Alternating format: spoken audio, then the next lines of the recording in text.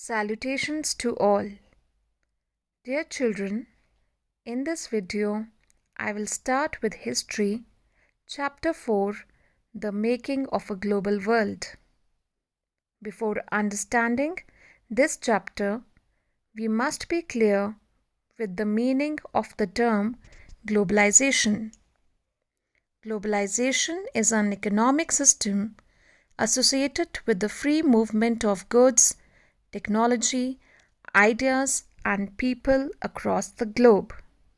The topics that will be covered in this chapter are Silk routes link the world, food travels, spaghetti and potato, conquest, disease and trade, the 19th century from 1815 to 1914, a world economy takes shape, and role of technology.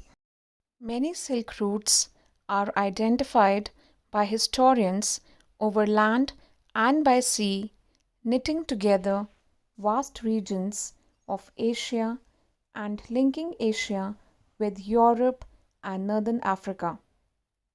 Chinese pottery, textiles, and spices from India and Southeast Asia traveled the same route. In return, precious metals, gold and silver, flowed from Europe to Asia.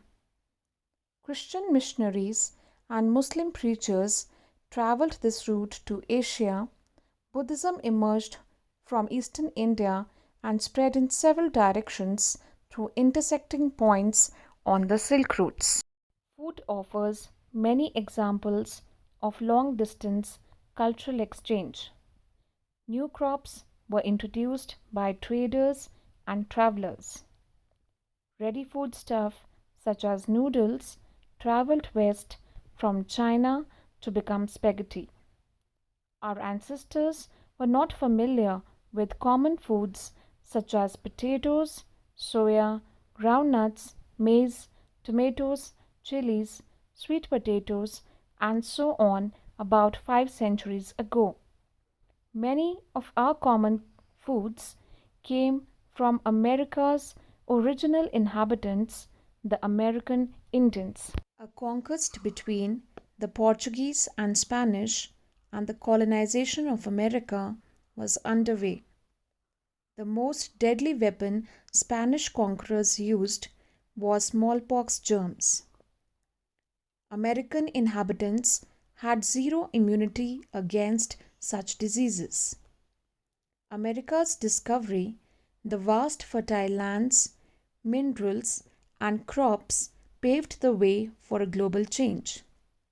Silver and other precious metal mines located in Mexico and Peru boosted Europe's wealth and funded trade with Asian countries. The Indian subcontinent played a vital role in the trade network. It was known for trading knowledge, goods, customs, and so on. Economists identified 3 types of movements or flows within international economic exchanges. The first is the flow of trade, which in the 19th century referred largely to trade in goods. The second is the flow of labor, the migration of people in search of employment. The third is the movement of capital for short-term and long-term investment over long distances. In the 19th century, the sudden population boom in Britain led to an increase in demand for food grains in Britain.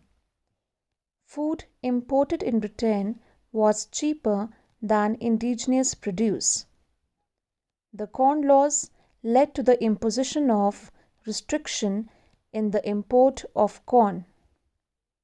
British agriculture couldn't compete with imports and huge areas of land were left uncultivated.